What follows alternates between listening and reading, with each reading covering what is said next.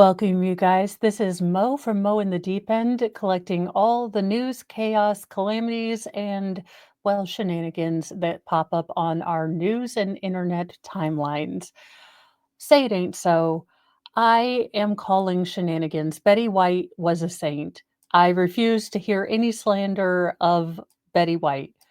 She is part of our quartet of queens between Dolly, Reba. Let's see, we got Dolly, we got Reba. There's one more that I always share, and Betty White. Those are our holy quartet of awesomeness.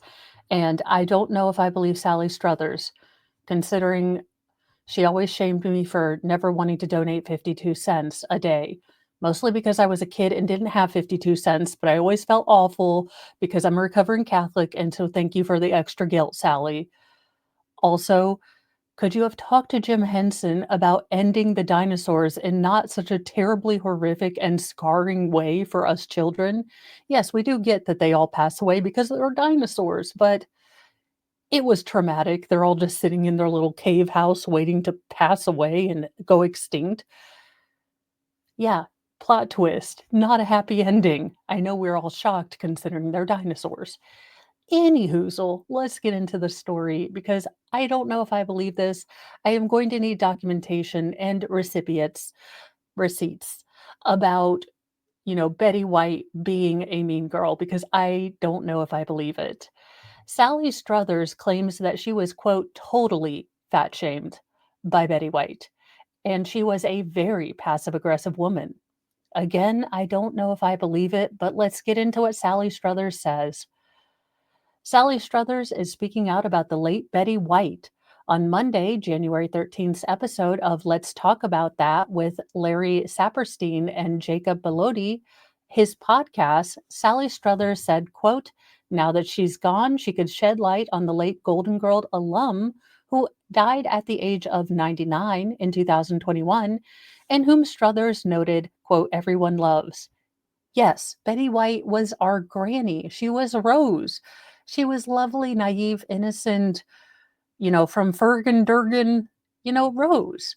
I learned how to herfensterfen and sound like Swedish Chef, but she was everyone's grandma. She was sweet little granny. She was Rose.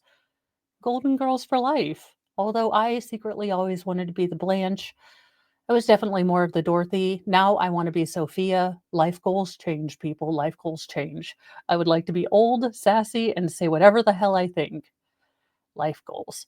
And everyone just thinks it's cute and quirky because I'm old instead of mouthy and, sassy. Quote, they loved her so much they signed petitions to get her to guest host Saturday Night Live. I know all of that, she clarified. I didn't have such a great experience with her. Very passive aggressive woman.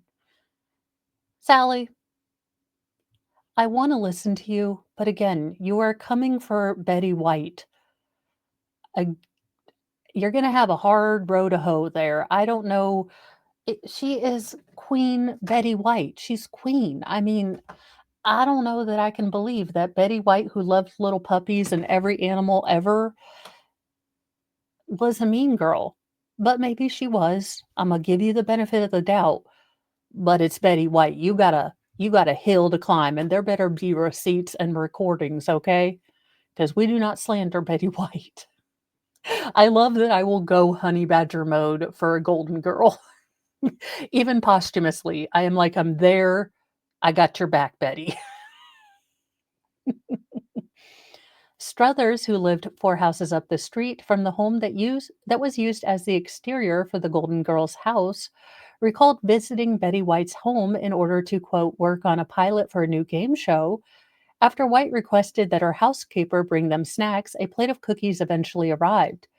Quote, so I reached for a cookie and she said in front of everyone, oh, I wouldn't do that if I were you, dear. You don't need a cookie, she claimed.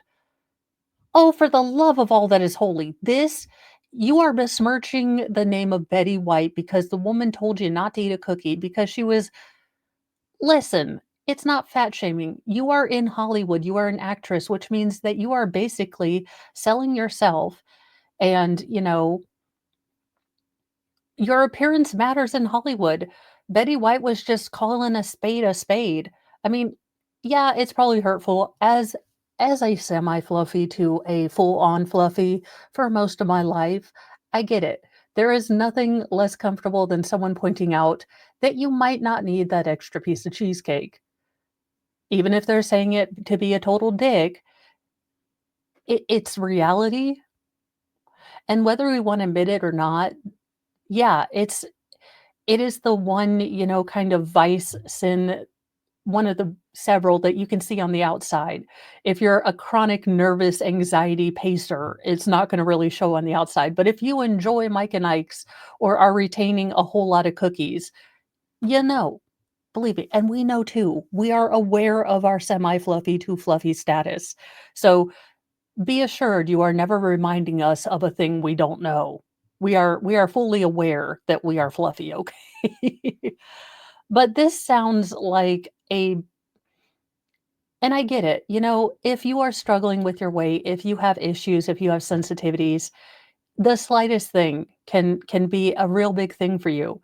But to go on and complain because she told you not to have a cookie, this is ridiculous. If this is the trauma that you have to heal from, if this is the big trauma you have to deal with, then count yourself lucky. Yes, it sucks all of the donkey D to get told you're fluffy to your face, or have comments, or have people close to you mention, "Hey, maybe we should watch our weight," or "Here's a salad." Yeah, it stinks and it's not fun. But the other part of that is that it is a choice. Yes, and what I mean by that, and let me clarify because I already hear it. There is not going to be a perfect weight where everyone's going to be. I wish we could come to some freaking common sense. Would you like some common sense? Could we finally come to a place where it's healthy at any size, but we really mean it? We mean, we would like you to work to be as healthy as your body can be. And maybe your body isn't a size 4 at its healthiest. Maybe it's a size 14 because you're built differently than a size 4 for, healthy person. But I swear to goodness, could I see this country go to a middle and sensible ground on something? And if it has to be, fluffiness, could we do it?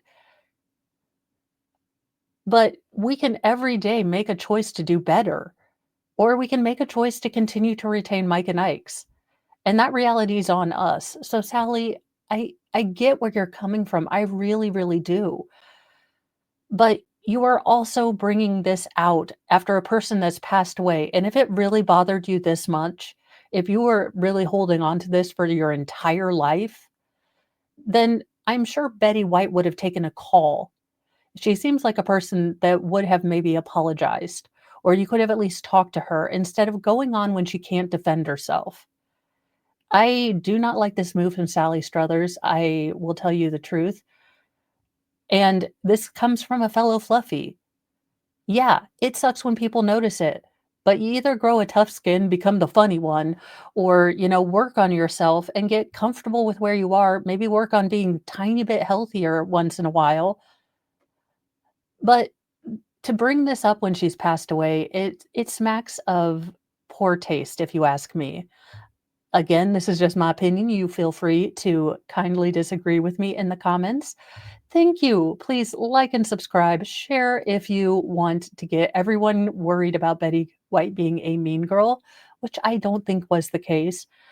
Unfortunately, sometimes reality isn't nice.